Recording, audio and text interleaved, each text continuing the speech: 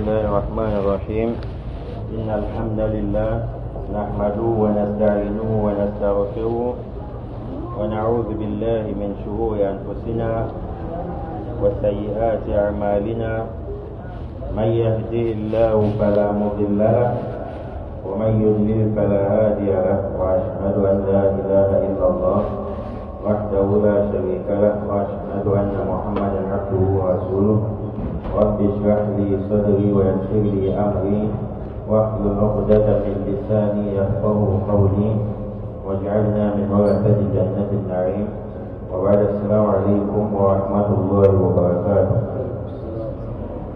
الحمد لله جل وعلا فأتينا الله عز وجل. Allah qui nous a créé pour son adoration. Il n'y a pas d'adoration sans tawhid ou aqidah. Car le prophète alayhi salatu wa salam, il a débuté la da'wa par la ilaha illallah. Et celui qui n'a pas la ilaha illallah, c'est que tous ces actes d'adoration, est dans l'eau. Car Allah laqad uhiya ilayka wa ila alladhina min qablika la in ashrakta la yahbatanna 'amaluka. Allah dit, nous avions essayé de révéler au Muhammad tout comme on a révélé à ceux qui sont passés avant toi parmi les envoyés. Allah dit, la in ashrakta, si tu associes Allah avec quoi que ce soit, c'est que toutes tes œuvres, sans exception, la prière, le jeûne, ainsi de suite, ça sera gâté. C'est la raison pour laquelle nous continuons avec notre programme de l'Aqidah.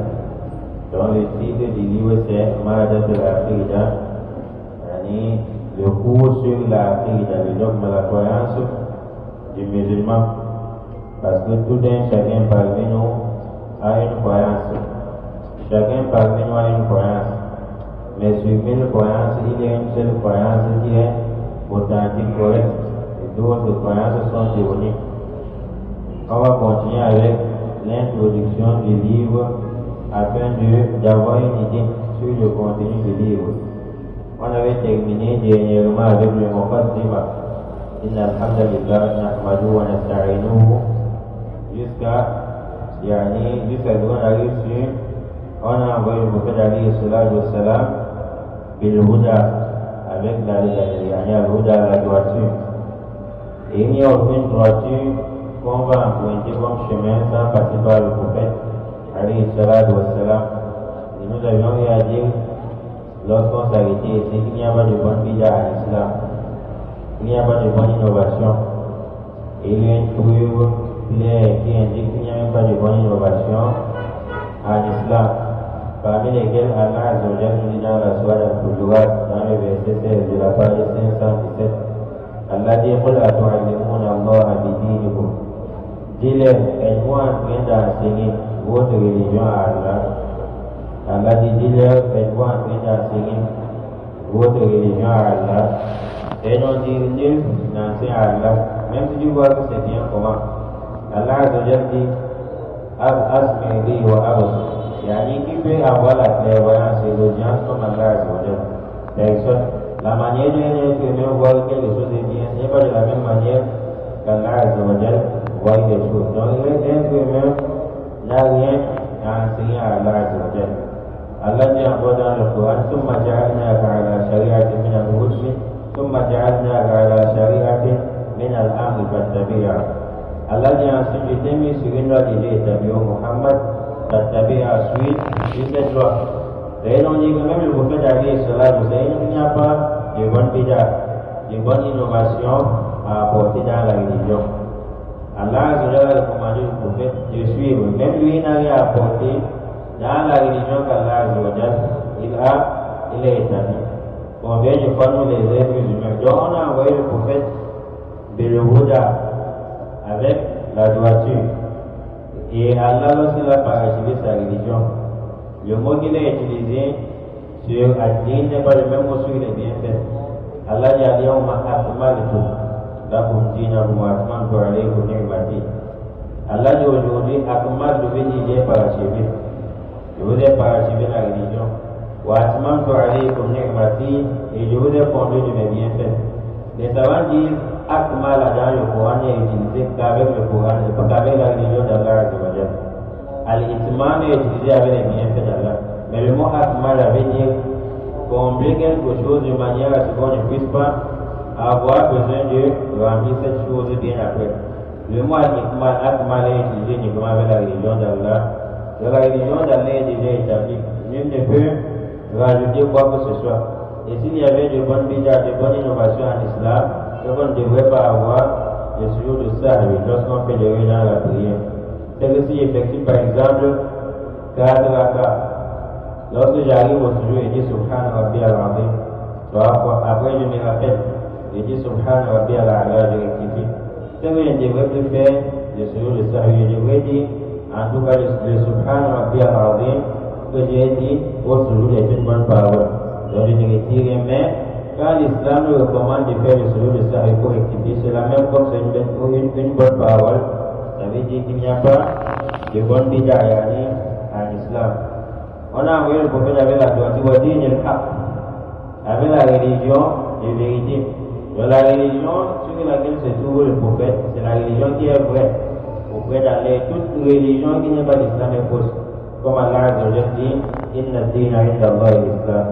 Allah dit certes, de la religion, Allah a commencé avec une parole de certitude. Inna certes, ad-dina, la religion inda Allah, agréée auprès d'Allah, à l'islam.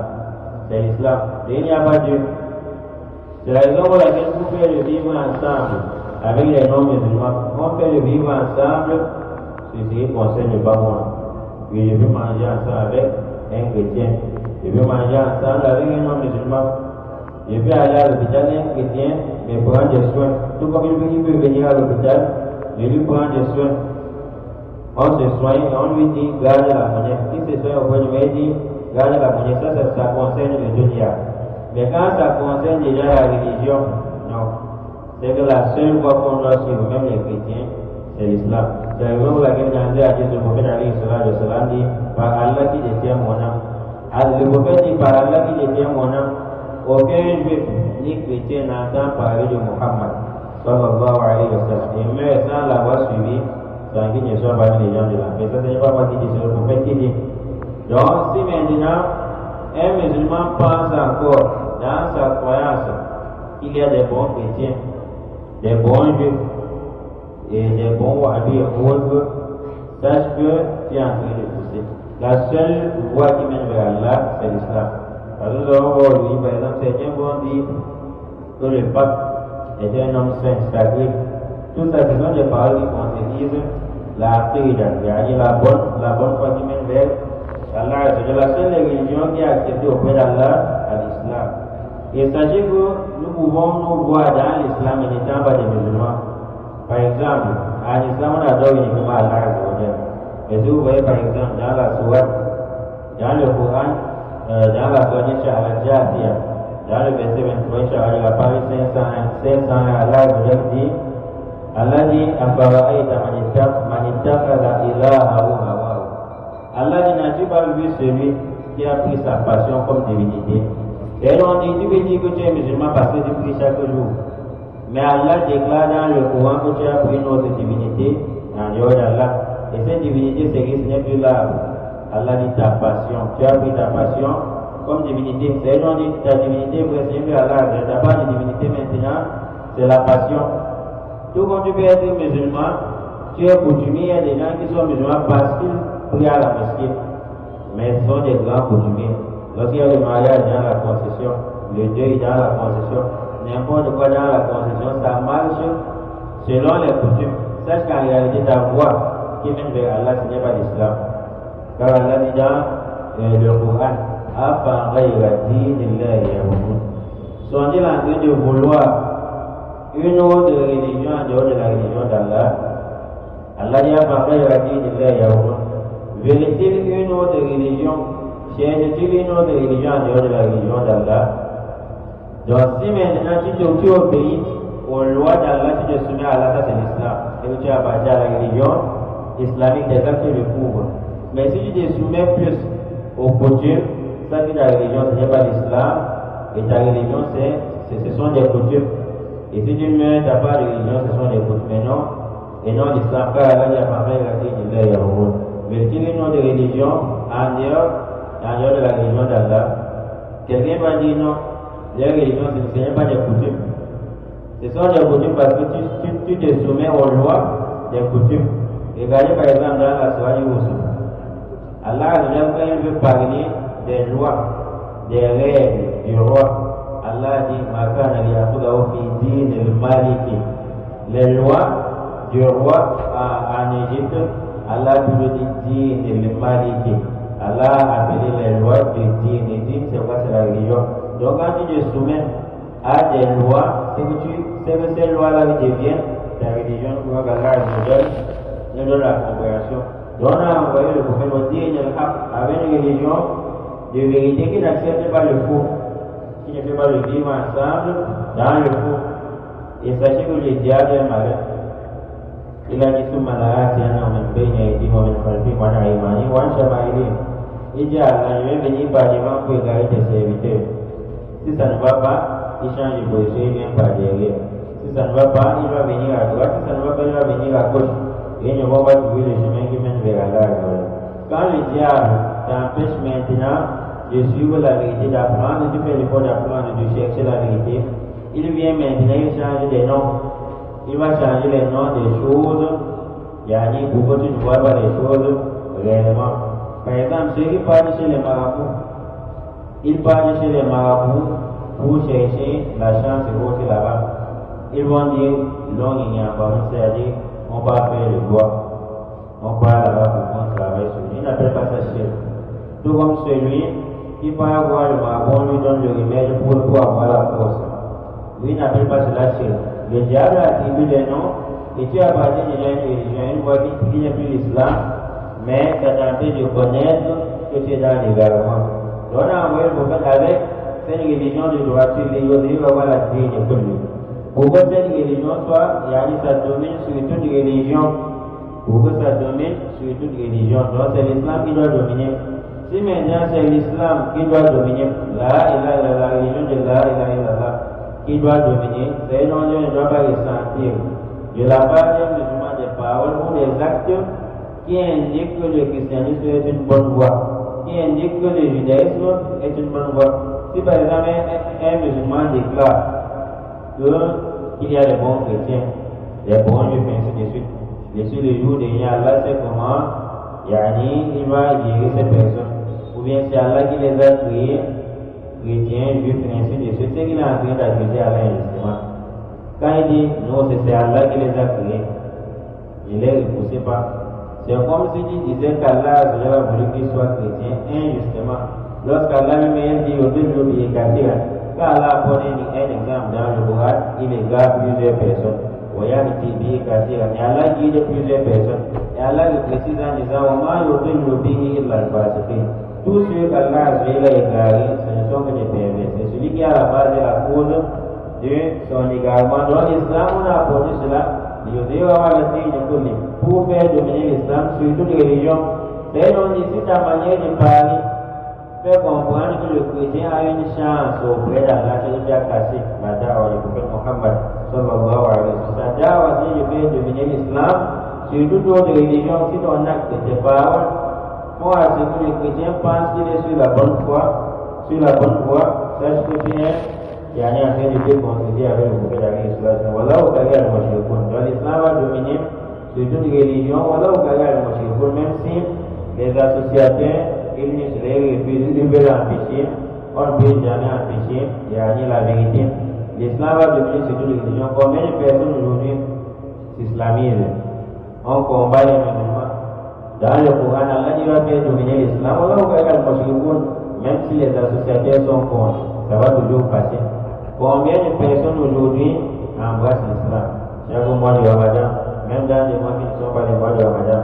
Est-ce que vous avez déjà vu avoir un imam qui maîtrise la langue arabe, qui maîtrise le Coran, qui un jour a embrassé le judaïsme, le christianisme? Non, on n'a jamais vu. Mais regardez, quand il veut l'embrasser, tu vois un pasteur qui a prêché aux fidèles, pendant des années, à un moment donné, il embrasse l'islam. Parce que c'est la religion de vérité. Même si vous empêchez comment, ils vont toujours embrasser. Combien de personnes combattent les enfants aujourd'hui parce qu'ils ont embrassé l'islam? Lorsque tu dis à quelqu'un pourquoi, qu'est-ce qu'il est intéressé dans l'islam, il dit l'appel à la prière. Il entend comment on appelle la prière chaque jour et ça lui plaît. Voilà comment il embrasse l'islam.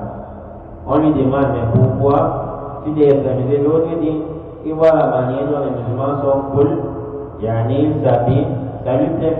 De la religion islamique, ça va dominer. Même si les associateurs combattent l'islam, ils ne vont pas même voir le diable envoie certains petits diables de venir combattre l'islam. La religion d'Allah, ça va toujours passer car Allah est garant de sa religion, il est garant du Coran. Les auteurs de ce livre disent Amma Ba'd فهذا مقرر العقيدة للصف الأول الثانوي لأبناء العالم الإسلامي. Les auteurs du livre disent ce programme qu'on a établi, c'est le programme de l'Aqida, du dogme de la croyance pour le niveau 1. Pour la première année, pour le niveau 1, pour la première année du secondaire, on dit les Abnai al-Arab islamique. Dans ce livre, c'est pour éduquer qui? Les enfants dans le monde musulman, les enfants qui sont dans l'islam. ووعي في إعداده النهج الذي سلكه سيد المرسلين. Il dit, on a pris en compte, au moment de préparer ce livre, on a pris en compte la méthodologie que le prophète Ali et cela, le Seigneur a suivi. Quelle méthodologie? De commencer d'abord par les théories, reformer les cœurs des gens vers la ilaha illallah. La da'wah du prophète va commencer par l'enseignement de la prière. La da'wah du prophète va commencer par l'enseignement du jeûne. Le prophète est Sayyidul Mursalin wa Imam al-Muttaqin. Et il est l'imam des pieux. En islam, le mot imam peut indiquer celui qui dirige les prières. Et le mot imam peut aussi indiquer une personne qui est suivie, un modèle. Le prophète est le modèle à suivre en islam. Il est imam al-Muttaqin. Donc, c'est lui le dirigeant, on va tout copier chez lui. Voilà ce que signifie imam. Mais en islam, ce n'est pas permis d'appeler quelqu'un imam qui a une mauvaise foi. C'est-à-dire que tu vois quelqu'un tuer. Le prophète ne tuait pas.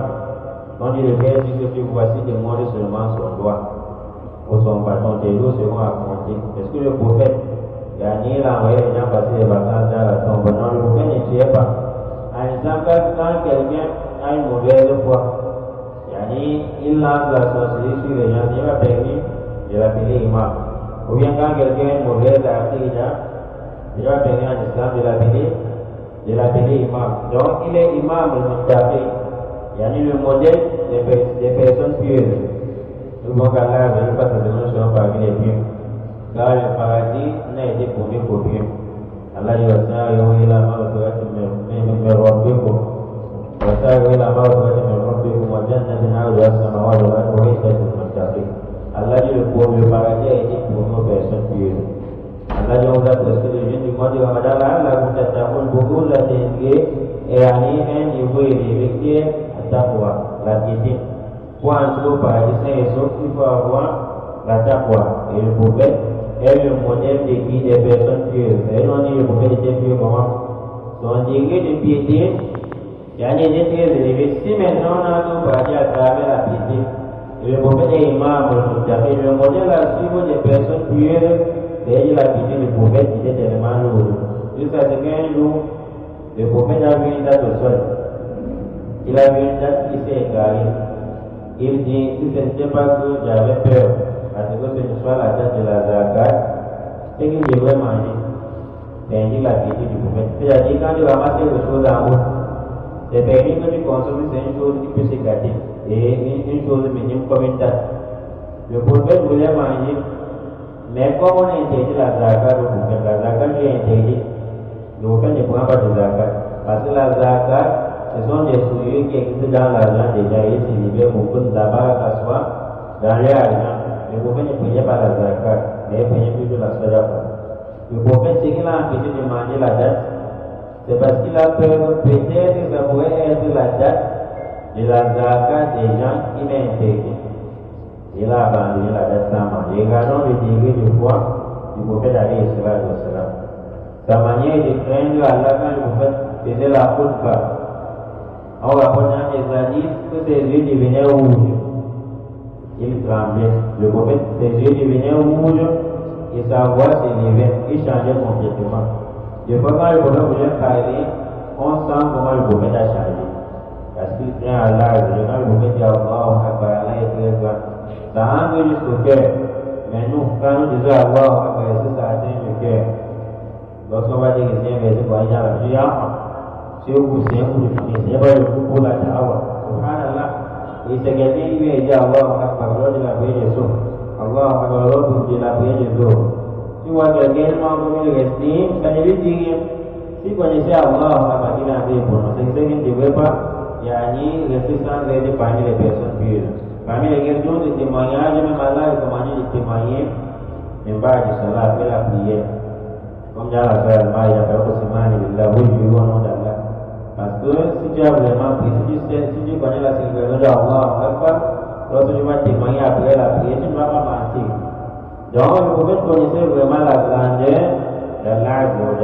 Qu'est-ce que Allah, ça pénètre dans le corps. C'est la raison de dire quoi? À chaque fois que ce soit lors du voyage, que vous arrivez sur un lieu élevé, on va prononcer Allah. Comme par exemple, je n'ai pas de faire le Hajj. Quand ils arrivent sur le mont Safa, ils disent Allahu Akbar, Allahu Akbar, Allahu Akbar. La ilaha illallah wahdahu, la ilaha illallah wahdahu la sharika lahu, lahul mulku wa lahul hamdu wa ala kulli shay'in qadir. La ilaha illallah wahdahu anjaza wa'dahu wa nasara 'abdahu wa hazama al-ahzaba wahdahu. Ils ont commencé par Allahu Akbar. Arrivé sur le mont Safa, Al-Marwa, maintenant Allahu Akbar, Allahu Akbar, Allahu Akbar, 3 fois, on va répéter la même chose. Même lors du voyage, la sunna du prophète, c'est que quand il est en train de descendre, il va dire Subhanallah, gloire à Allah. C'est-à-dire, Allah est, gloire à Allah, Allah ne possède aucun défaut, ni aucune diminution. Lorsque tu es en train de descendre, c'est la diminution qui dit Subhanallah, gloire à Allah. Allah n'a pas de défaut ni de diminution. Quand le prophète est en train de monter sur une colline, il va dire Allah Akbar. Même dans le voyage, quand tu es dans le bus, à monter une colline, tu vas dire Allah Akbar. Mais pour nous, nous avons l'occasion de voir ici souvent c'est le frère, doucement, ou le frère. Doucement. On dit Allah Akbar, lorsqu'on est en train de monter sur une colline, et on dit, tous les endroits où il y a la grandeur, que ce soit sur les montagnes, il faut dire Allah Akbar. C'est-à-dire, Allah est plus grand que ces créatures. Donc, la grandeur de la créature t'enseigne la grandeur du créateur. Donc, ils vont dire Allah Akbar, ça entre dans le cœur. Voyez, il dit, wa khatamun nabiyyin. Le prophète est le dernier des nabiyyin. Comme Allah dit dans la Surah Al-Ahzab, verset 40. Allah dit Makana Muhammad Abara Adam Rijal Malaikina Rasulullah Khataman Nabiyyin. Insyaallah baik pada verset 25. Allah menjadikan Nabi Muhammad Khataman Nabiyyin. Et avec ça, on n'a pas dit Khataman Mursalin. Pour comprendre le fond de cette parole Khataman Nabiyyin, il faut d'abord connaître la différence entre Nabi et Rasul avant de comprendre le fond. Il veut nous dire avec la différence entre un Nabi prophète et un Rasul messager. Il veut nous aider avec la différence entre un Nabi et un Rasul. Il veut nous aider. Il y a quelqu'un qui dit souvent Allah. Bon, à la fin des cas, les gens pensent qu'un Rasul, c'est celui qui reçoit le livre. Et un Nabi n'a pas de livre, non. Ce qui indique que c'est non, c'est dans la Surah Al-Imran. Allah dit Allah Mithaq al-Nabiyyin. Rappelle Allah sallallahu alayhi wa sallam. Il a pris l'engagement avec al-Nabiyyin, les prophètes, disant que Lama a'taytukum min kitabin wa hikmah.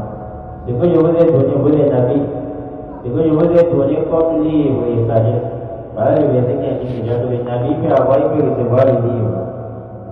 Allah dit Summa ja'ahum rasul. Ensuite le prophète vient un autre rasul, c'est maintenant le rasul.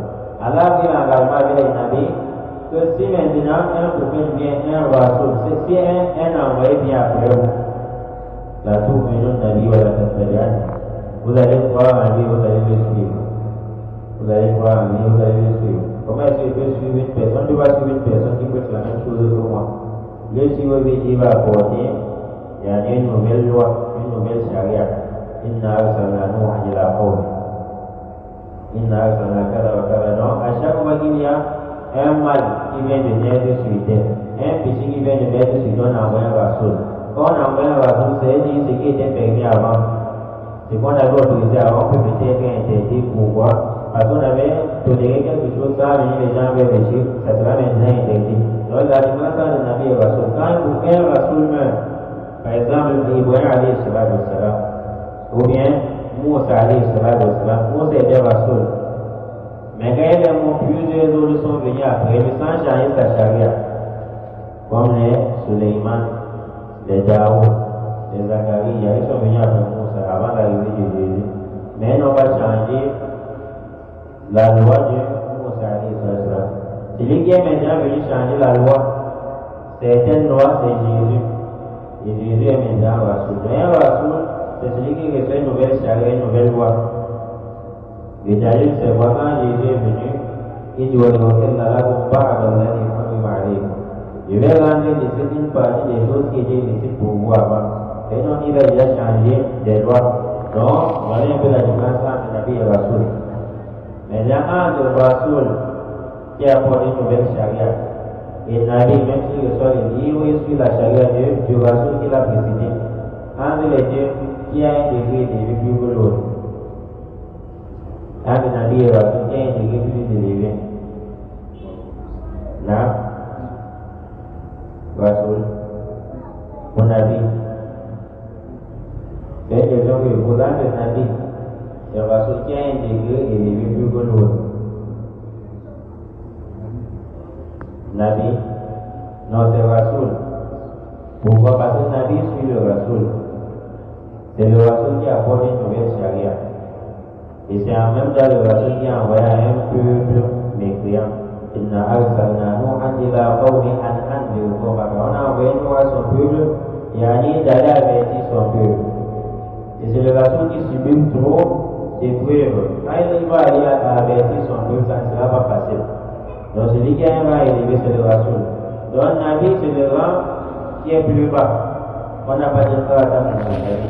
Si on disait que Mohammed était ça à Adam al-Mursali, le dernier des envoyés, si quelqu'un pouvait se lever un jour, il a reçu la révélation chez lui, ça devrait être ouvert. Quand on dit que le prophète Yahya a mon Nabi, le dernier des prophètes, non. Quand on dit que le prophète est le dernier, le dernier des prophètes, c'est même le petit degré entre les deux, on a clôturé cela. C'est-à-dire, en aucun jour, quelqu'un ne va se réveiller chez lui, il dit qu'il a reçu la révélation. Donc le dernier degré, même dit que j'ai reçu la simple révélation chez moi, ça doit être. Et c'est qu'il a reçu la révélation de Shaitan. C'est la raison pour laquelle Cheikh Abdul Al-Badri a fait l'oreille, il dit, lors du coup, il explique en disant, il y a quelqu'un qui est venu, il a dit qu'il a reçu la révélation. Donc il a répondu en disant, oui, la révélation d'Allah, c'est vrai, c'est ce que tu dis, mais la révélation d'Allah a déjà été clôturée. Mais c'est vrai qu'il y a reçu la révélation de Shaitan. Il y a eu une révélation d'Allah qui va descendre après ça, Adam a habillé. Non, vous le reçu.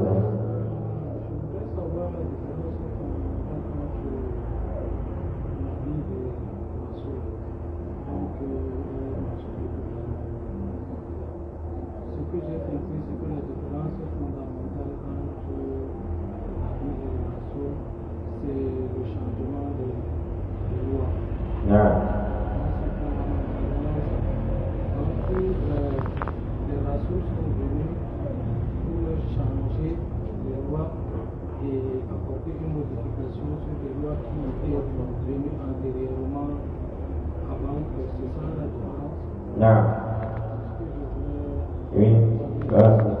En ce qui concerne la différence entre le Nabi et le Rasoul, les savants ont apporté plusieurs paroles, parmi lesquelles la plupart disent la véritable différence entre les deux. Ce n'est pas que le Nabi n'a pas de livre, certains disent qu'il n'a pas de livre, et d'autres disent qu'il a dit le contraire. Les savants ont dit la véritable raison, c'est que les deux qui reçoivent des livres, on a déjà récité le verset. Mais la véritable différence entre les deux, c'est que le Rasoul apporte une nouvelle charia. Et le Nabi n'apporte pas une nouvelle charia. Regardez par exemple Moussa alayhi salam. dans le verset, l'un des versets de la sourate Al-Maïda, page 111. Quand Moïse voulait entrer dans une cité en Palestine, il voulait aller combattre certains peuples qui étaient gigantesques et puissants. Ils étaient très forts. Quand ils ont vu que ces peuples étaient très forts, ces migrants sont très forts, ils ont dit Ya Moussa inna lan nadkhulaha hatta yakhruju minha. Ils ont dit oh Moussa ne va jamais entrer là-bas pour les combats jusqu'à ce qu'ils sortent de cette. Mais il y a yakhruju minha, s'ils sortent fa inna dakhilun, ça va entrer. Qala rajulani min alladhina yakhafuna an'ama Allahu alayhim. Dieu sont parmi les gens qui crient à Allah, doit Allah leur a fait du bien. Ils ont dit il faut aller combattre. En allant combattre, si vous êtes des croyants, vous allez vous confier à Allah. Ils ont maintenant parlé Moussa, oh ya Moussa, inna lan nadkhulaha abadan ma dakhulu fiha. Maintenant, voici Moïse, son peuple l'a abandonné, il veut parler combattre dans le sentier d'Allah. Les Moufassirons disent Moïse est mort, c'est lui maintenant qui avait combattu ce peuple après la mort de Moïse. Parmi les deux hommes que Allah a mentionné, c'était Yosha ibn Nun. Donc, Yosha ibn Nun a vécu l'époque de Moïse. Et c'est ce Yosha, celui qui avait combattu, c'était Yosha ibn Nun. Si je ne me trompe pas, c'était l'un des hommes qui avait Moïse, qui était devenu Nabi bien après. Et il est devenu Nabi bien après. Et il a continué. Il était sur le même pas que Moïse, mais il n'a pas apporté une nouvelle charia. Donc, la différence entre Nabi et Rasoul, pour venir à Al-Salah, n'est pas envoyé. Donc là, on l'a envoyé, il allait arriver les mains des gens sur un mal qui vient de naître. Et quand un mal vient de naître, c'est qu'on va interdire ce qu'on avait interdit avant. Et si on a interdit ce qui était permis avant, c'est donc dire qu'on a apporté une nouvelle loi qui n'existait pas avant. On dit, Nabi Muhammad, c'est nous qui avons envoyé Muhammad, qui est imam al-Muttaqin, khatam al-Nabi, sayyid al-Mursalin. حيث بدأ عليه الصلاة والسلام دعوته بإصلاح القلوب. Ils ont fait ce programme de Aqidah. Parce que le prophète aussi il a commencé sa da'wa d'Islah al-Qulub en soignant les cœurs. Donc on va dire ici, on enseigne la prière aux gens lorsque les cœurs sont malades. Quelqu'un pense encore que les hiboux. Quand les hiboux la nuit, quelqu'un n'arrive pas à dormir, que les sorties sont déjà là. Donc tu passes déjà dans le rêve, les gens connaissent, ils ne connaissent pas la raison. Il y a des gens qui disent comment est-ce qu'on va venir prêcher sur la prière lorsque les gens comptent sur les gris-gris. C'est-à-dire si on se met à prier les gens ici, on veut trouver au moins 5 personnes qui vont attacher les gris-gris sur eux, d'autres mettre les gris-gris sur la clé de la moto de la voiture. Comment est-ce qu'on va essayer la prière à celui-ci? Donc le prophète a d'abord commencé par Islam, pour purifier les cœurs des gens. C'est la raison pour laquelle vous allez voir au début, le prophète a même interdit aux gens de visiter les tombes, hommes comme femmes. Alors à la base, ce n'est pas interdit aux hommes, mais le prophète vient d'abord l'interdit. Quand il enseigne les théories aux gens, après il dit, je vous avais interdit cela, maintenant il faut aller visiter les tombes. Vous voyez, il faut aller visiter les tombes. Ils ont dit quelque chose peut être autorisé en islam. Mais la manière dont les gens vont prendre cela, ça devient interdit. On doit d'abord purifier les cœurs, gagner les cœurs des gens sur les chiens. Voilà, le prophète est aussi venu purifier à la voix les paroles des gens. Voilà, les yeux, les actes des gens. Si on voit ces trois choses, le cœur, paroles et actes, c'est on dit que les chiens peuvent se trouver dans le cœur des gens. Si on a prononcé aucune parole, mais ton cœur peut être des chiens. Toi, tu as attaché au cœur que la vie, c'est que vous voyez, c'est entre les mains des gens. Masha'Allah. Comment est-ce qu'on va enseigner la prière à celui-ci qui un jour va rencontrer Allah Azzawajal et il croit que la vie que vous voyez là, c'est entre les mains des gens. Et le prophète est aussi venu purifier les paroles des gens. C'est on dit dans les paroles, on peut avoir des paroles de mécréance, on peut avoir des paroles de shirk. Comme le fait de dire, Masha'Allah wa shita. Allah a voulu et tu as voulu. Allah a voulu et tu as voulu, c'est le shirk. On ne met pas Allah au même égalité que les êtres humains. Mais Allah a voulu ensuite, tu as voulu. Le mot ensuite, ça a fait la parole de Dieu, et soit plus la parole du chef. Et les gens qui jouent au nom de leur père. Parfois, quand il y a le problème au sein de la famille, si je dis Wallahi, si je dis en je dis Wallahi, et je dis ce que j'ai à dire, Wallahi, ça sera dit. Et quand quelqu'un passe et dit je jure sur la tombe de mon père, il y a déjà trois que quelqu'un est mort. Je jure sur la tombe de mon père qui est mort le samedi. Les gens ont peur, ils ont joué à tout le tout. Les gens ont peur. Trouver la malédiction de la possession des tombes sur la tête de tout ce soir. Dans ce cas, dans ton cœur, la tombe du Père grandit plus qu'Allah. Et il y a pour le moment, il faut venir commencer à enseigner la prière aux gens comme ceci.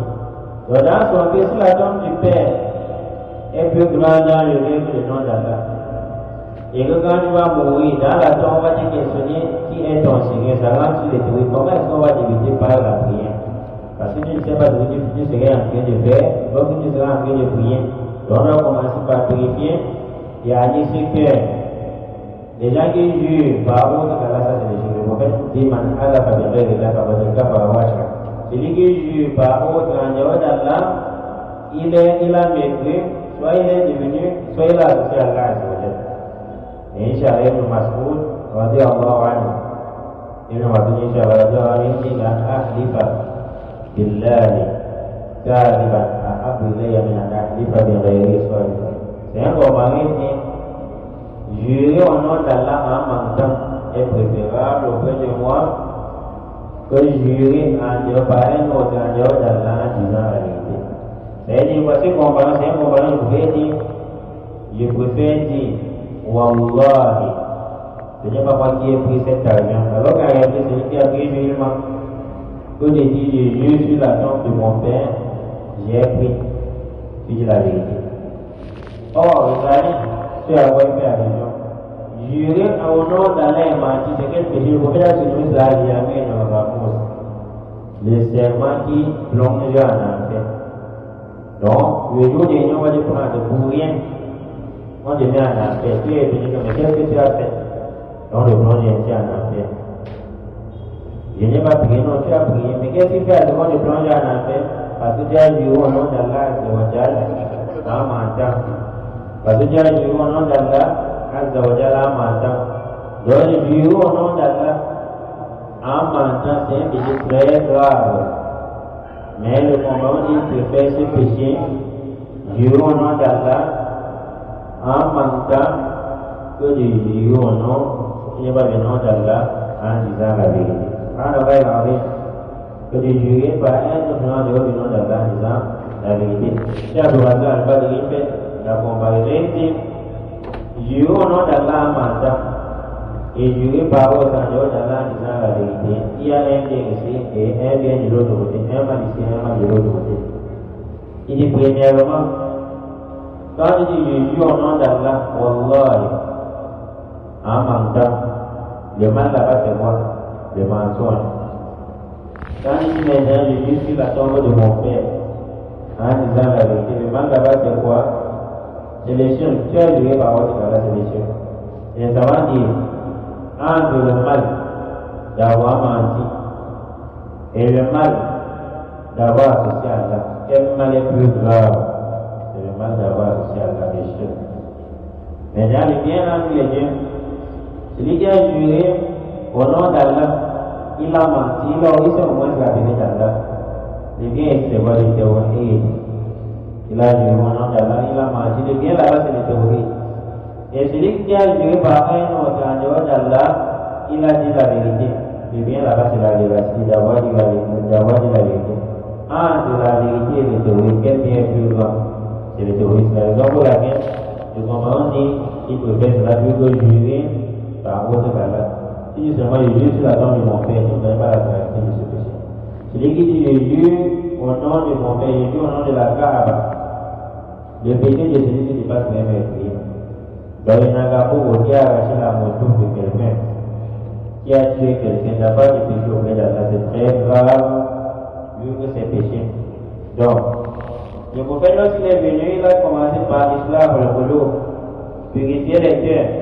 Voilà, il y a des paroles qui sont des paroles de mécréance, comme Allah dit, سيحلفون بالله ما قالوا ولقد قالوا كلمة الكفر الذي يوجهون الذين نبتي الذين prononcé كلمة الكفر من paroles de méfiance. C'est l'ordinaire. Tout dans nos paroles, ce n'est pas toutes les paroles qui sont des paroles de droiture. Il y a des paroles qui sont كلمة الكفر يعني paroles de méfiance dont Allah nous en préserve. Voilà, ainsi que les actes. Il y a des actes qui sont les actes de méfiance. Comme par exemple, aller au niveau de la banque, on est en train de chercher la bénédiction là-bas. Comme certains qui parlent de faire le hajj. Ils parlent de chercher la bénédiction auprès des tombeaux des gens dans les cimetières. Des fois, même pas pour les problèmes de la concession, pas dit là-bas. Oh, le père, depuis que tu m'as mis héritier, il n'arrive plus à respirer. Résoudre les problèmes de la concession. Tout ça, ce sont des paroles de vous. Et cet acte, c'est là que je m'écrase. Bon, comment est-ce que celui, si on va le voir en train de s'égarer, on lui enseigne la prière, on doit commencer par les théories. C'est la raison pour laquelle vous allez voir. Essayez un peu de méditer sur le hajj. Wallah, les paroles qu'on récite dans le hajj sont des paroles de théorie. Labbaik Allahumma labbaik, labbaik la sharika lak, labbaik. Labbaik, oh Allah. Labbaik, nous avons répondu à ton appel. Labbaik, nous avons répondu à ton appel. Labbaik la sharika lak, on a répondu à ton appel en t'adorant la sharika lak. Tu n'as pas d'associé. Inna alhamda wa ni'mata laka wa al-mulk. La louange et les bienfaits, le bien, ça t'appartient toi Allah. La sharika lak, c'est bien par la sharika lak, tu n'as point d'associé. Dans le hajj, ça ne laisse pas les théories. Même dans le hajj, ça ne laisse pas les théories. Et quand tu effectues le tawaf,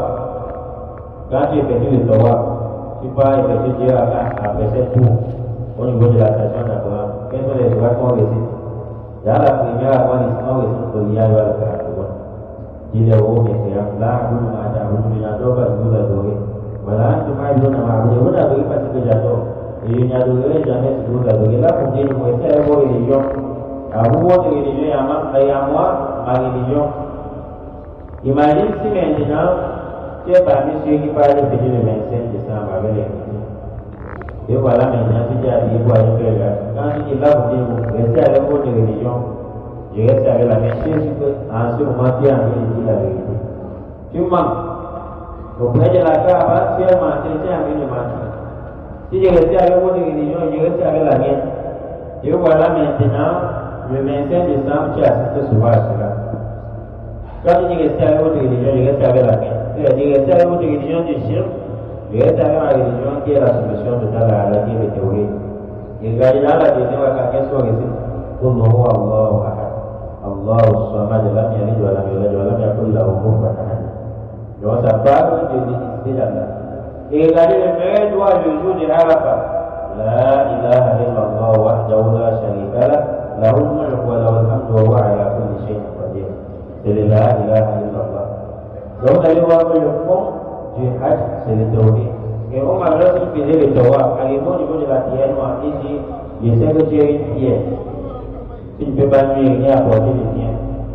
Si ce n'était pas que j'avais vu le prophète alayhi salatu wa salam se prosterner, je dois faire une bise. On appelle souvent cela la prosternation. Si on dit prosternation sur la pierre noire, ça ne veut pas dire que quelqu'un va porter ses deux genoux pour enfoncer là-bas. La prosternation, c'est poser son front pour faire une bise. Il dit, si ce n'était pas que j'avais vu le prophète faire cela pour faire maintenant, je sais que tu ne peux pas nuire ni apporter le bien. Et ça va dire ce qu'on m'a réussi dans son hajj en train d'assurer les théories de gens. Donc les trois qui entourent le hajj et les trois qu'on récite derrière ma foi pour revenir à la station d'Abraham, c'est les théories. Imagine maintenant si tu es en train de réciter cela, lorsque tu ne t'es pas vérifié, lorsque tu viens de demander la route au mort, c'est-à-dire les actes que tu vas poser là-bas pour acte d'adoration, ça sera en fait de Dieu contredit. Donc ça dit ton hajj ne servira à rien. Non. Le prophète est venu purifier les paroles et les actes des gens de l'association Washukur et Yani du doute, Washubuat et des ambiguïtés, Washawat, ainsi que les désirs. Le prophète est venu purifier les gens sur les désirs qui amènent vers la désobéissance à Allah. وهو تحقيق لا إله إلا الله. Purifier les paroles des gens, les cœurs des gens et les actes des gens sur le tawhid, c'est tahqiq la ilaha illallah. C'est ça qu'on appelle concrétiser la ilaha illallah. فقد قال عليه الصلاة والسلام في بدء دعوته, le prophète lorsqu'il débutait sa da'wa, qu'est-ce qu'il disait aux gens? قولوا لا إله إلا الله تفلحوا. Dites la ilaha illallah afin de réussir auprès d'Allah. C'est non dit en réalité, la réussite auprès d'Allah, ce n'est pas à travers la prière. La réussite auprès d'Allah, c'est là parce que tu fais beaucoup de qiyam al-layl, tu as retrouvé la nuit du destin. C'est pas ça la réussite auprès d'Allah. La réussite auprès d'Allah, c'est là parce que tu as gêné en plus, tu as réalisé ce que Shawwal. C'est pas ça la réussite auprès d'Allah. Le prophète a dit, pour réussir, pour la ilaha illallah, tout le monde. Dites la ilaha illallah afin de réussir auprès d'Allah. Et non, on dit que le Hajj n'est pas la réussite. Et pas d'abord, on a dit, après avoir effectué le Hajj, tous les péchés sont lavés, que tu vas réussir auprès d'Allah. Lorsqu'il y a le tout premier pilier de l'islam qui est la ilaha illallah, sache que tu ne vas pas réussir. Maintenant, le fait de dire la ilaha illallah, il ne suffit pas de venir dire la ilaha illallah, et tous les matins à 5h moins chercher les marabouts. Pour aller dire un rêve que tu as rêvé la nuit, comme ça il interprète. Il te dit comment les ennemis sont derrière toi. Quand le prophète a dit aux gens, dites là, afin de réussir auprès d'Allah, ils ont vite compris ce que le prophète veut derrière là, ce n'est seulement pas le fait de réciter 100 fois après la prière. Ils ont dit, Inna la tariqu aliyatina bi shay'in majnun. Ils ont dit, alors nous abandonner nos divinités, nos différentes divinités pour un poète qui est fou. Le prophète a seulement dit, dites la ilaha illallah afin de réussir. Ils n'ont pas dit, nous allons dire. Ils ont compris ce que le prophète cherchait derrière.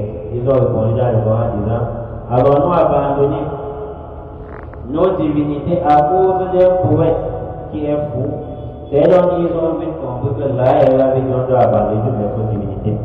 On doit abandonner les marabouts. On doit abandonner tout chemin qui mène vers les cieux. On doit abandonner l'adoration des tombes. وعلى هذا الأساس أعدت هذه المادة. Les auteurs disent c'est à travers cette base qu'on a préparé, qu'on a établi ce cours dans le livre. Donc c'est à travers le fait que le prophète a commencé sa da'wa par la ilaha illallah, qu'on va aussi mettre la base de ce livre sur la ilaha illallah. Quand le prophète a commencé par la ilaha illallah, on a commencé ce livre en expliquant les prières, l'histoire des prophètes, en expliquant le reste. On va aussi mettre la base pour le prophète alayhi salatu wassalam. لأن الأول في زوجها بإذن الله جيل يسلك بأمته ومجتمعه درب النجاح ليفوز بالفلاح والنجاح في دينهم ودنياهم.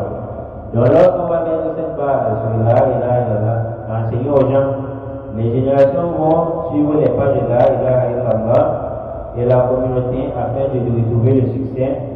Ils vont gagner le succès et la réussite dans leur religion et dans leur bas monde. Donc pour gagner dans la vie présente et ainsi que dans l'au-delà, il faut avoir les théories. Il faut avoir les théories. Allah dit alladhina amanu wa lam yalbisu imanahum bi dhulmin ulaika lahum al-amn wa hum muhtadun. Allah dit ceux qui ont cru en Allah et n'ont pas mélangé leur foi avec l'injustice. L'injustice c'est quoi sur le champ? Inna shirka la dhulmun azim dans la Luqman. Ceux qui ont cru en Allah et n'ont pas mélangé leur foi avec l'histoire des hiboux. Ils n'ont pas mélangé leur foi avec les étoiles. Tu parles de Mahoui, tu dis comment les étoiles sont. Ceux qui ont pu en aller n'ont pas mélangé leur foi avec les chiens. Ils sont dans la sécurité, ils sont bien guidés. Non, comme nous déjà viens de dire, Allah dit alladhina amanu, ceux qui ont pu en Allah.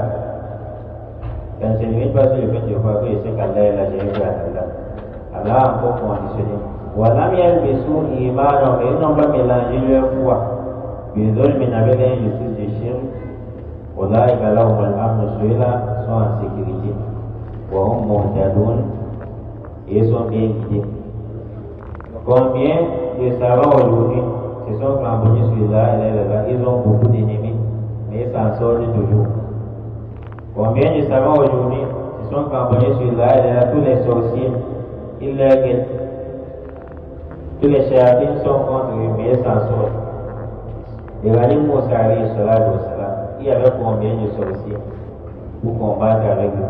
Lorsqu'il s'est rendu vers Pharaon, Oja As-Sahara de Pharaon, les sorciers, on a rassemblé les sorciers, sont venus auprès de Pharaon pour combattre Moussa alayhi salatu wassalam. Mais là, la sécurité, Allah a secouru parmi plusieurs sorciers qui sont venus pour le combattre. Donc Allah dit celui qui a le tawhid, il n'a pas mélangé sa foi avec les chiens, sa foi avec le maraboutage. Il n'a pas mélangé sa foi avec le fait que le monde, ce que vous voyez, c'est entre les mains des gens. Ceux-là, ils ont la sécurité, ils sont guidés. Donc quand tu as le tawhid, alhamdulillah, tu auras la purification du cœur, des actes et des paroles. Là, on dit وقد تمت صياغتها بحمد الله صياغة سهلة. La rédaction de ce livre a été accomplie d'une manière facile. على أساس منهجية واضحة. Selon la base, avec une méthodologie واضحة qui est claire.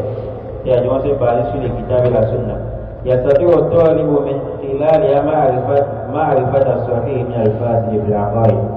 On a simplifié les choses dans ce livre de manière à ce que l'étudiant puisse avoir la capacité de connaître et de discerner la bonne croyance vis-à-vis d'une mauvaise croyance. وقد بنيت مسائل الاعتقاد التي شمل هذا المقرر على الأدلة الشرعية. Les sujets qui sont dans ce livre ont été établis selon les adillah, selon les preuves qui existent dans les livres d'Allah et de la Sunna. Et c'est comme ça qu'on doit fonctionner. Lorsqu'on parle sur les théories de la Aqidah, ainsi que d'autres branches islamiques, on doit se baser sur Allah a dit et le prophète a dit. C'est la raison pour laquelle nous chutons avec un petit paragraphe de Omar ibn al-Khattab. Lorsque le prophète était mort, on lui a dit, et on a dit que le prophète est mort, lui il n'acceptait pas. Il a dit, celui qui dit que le prophète est mort, il va couper sa tête. Mais lorsqu'on est arrivé, lorsqu'Abu Bakr est passé, il a resté un verset où Allah dit si le Muhammad meurt, ou qu'on le tue, est-ce que vous allez rentrer dans vos pas de mécréants? Omar en ce moment a su qui est en train de parler, c'est Allah. Et maintenant que Allah parle, et il a su que c'est un verset qu'on dit clair, c'est Allah qui est en train de parler, il a abandonné toute sa décision, parce que s'il faisait le contraire, il devrait être mécréant. Dans ce livre, on est en train de nous dire aussi que le cours qu'il y a dedans, on s'est basé sur les dalils, les preuves du livre d'Allah et de la Sunna. Nous pouvons qu'Allah nous donne la compréhension. La hawla wa la quwwata illa billah, la ilaha illa anta subhanaka inna kunna minaz zalimin. Allahumma ighfir lana dhunubana ajma'in. Allahumma kaffir 'anna sayyi'atina, rabbana atina fid dunya hasanah wa fil akhirati hasanah wa qina